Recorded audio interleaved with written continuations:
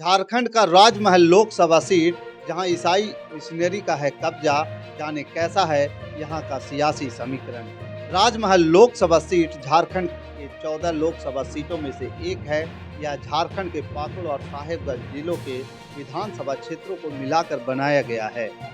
बता दें कि राजमहल लोकसभा सीट आरक्षित सीट है। अनुसूचित जनजाति उम्मीदवारों के लिए इस सीट को पूर्ण रूप से आरक्षित किया गया है। नमस्कार, मैं हूं पवन चंचल और आप देख रहे हैं जन जोश के साथ लोकसभा चुनावी यात्रा।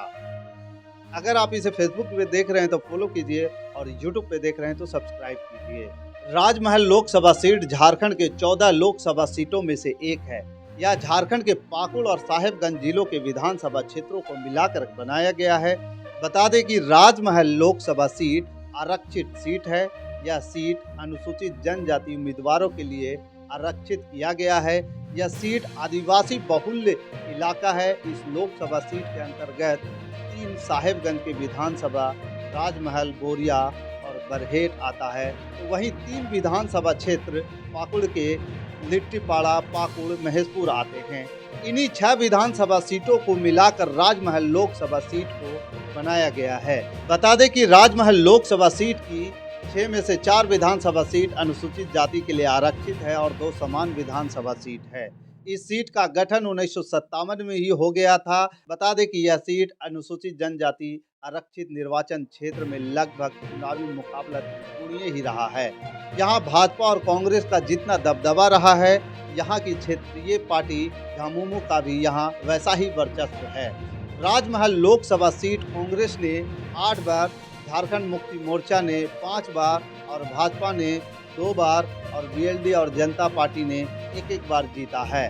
बिहार से अलग होकर झारखंड के गठन के बाद इस सीट पर भाजपा और झामुमो में ही टक्कर रही है।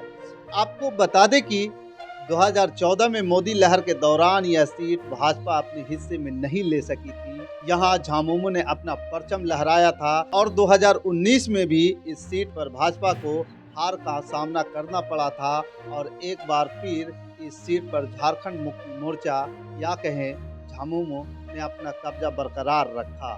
यहाँ का भौगोलिक मानचित्र देखेंगे तो आपको पता चलेगा कि यहाँ की सबसे बड़ी जनसंख्या गाँव में निवास करती है और इस सीट पर जनजीवन बेहद ही सामान्य है। यहाँ राजमहलों प्रोजेक्ट के नाम से एक पोल परियोजना है जो गोड्डा जिले में पड़ता है। पहाड़ों से अटी पड़ी प्राकृतिक सुंदरता और जंगलों से आच्छादित इस लोकसभा क्षेत्र में पत्थर के काम यानी क्रेशर, ढेर सारी क्रेशर चलते हैं।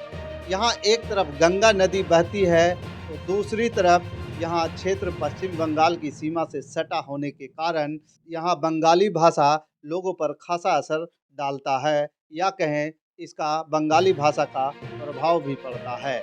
यहाँ बांग्लादेशी घुसपैठ अहम मुद्दा रहा है। इस राजमहल क्षेत्र में ही अकबर मस्जिद है और बंगाल के नवाब मीर कासिम का महल भी है। इसके साथ ही यहाँ अल्पसंख्यक वर्ग और ईसाई मिशनरी का प्रभाव बहुत बड़ा है। बाकी देखना ये दिलचस्प होगा कि 2024 के लोकसभा चुनाव में इस बार मोदी लहर काम आता है या नहीं, या फिर से यहाँ इस सीट पर मोदी को हार का सामना करना पड़ेगा और झामुमो यानी झारखंड मुक्ति मोर्चा इस सीट पर अपना कब्जा बरकरार रखेगी। बाकी आपके विचार में क्या है, आप हमें कमेंट के जरिए ज़रूर बताइए कि इस सीट पर इस बार कौन सा उम्मीदवार और किस समीकरण के तहत जीतने वाला है। बाकी हमारे साथ बने रहने के लिए धन्यवाद।